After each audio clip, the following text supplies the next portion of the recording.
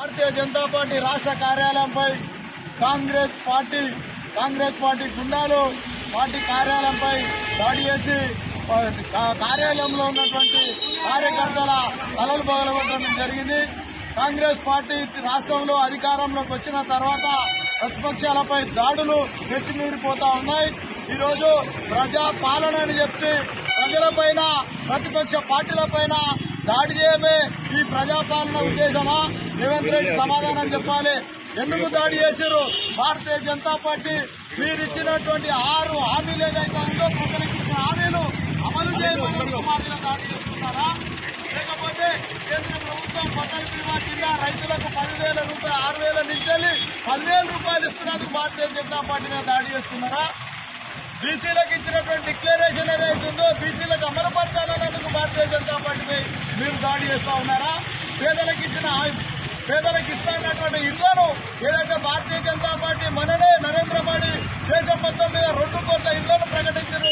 అదేవిధంగా తెలంగాణ కూడా మీకు ఇల్లు ఇస్తాం కట్టుకోమన్నందుకు బీజేపీ కార్యకర్తల మీద బీజేపీ కార్యాలయంపై దాడి చేస్తున్నారా?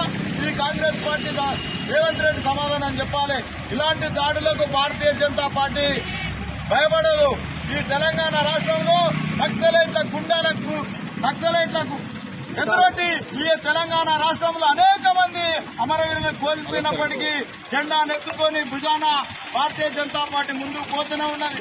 ఎప్పుడు దాడులకు ప్రతిదాడులు కాకుండా భారతీయ జనతా పార్టీ ఎదుగుదలను చూసి కాంగ్రెస్ ప్రభుత్వం భయపడతా ఉన్నది.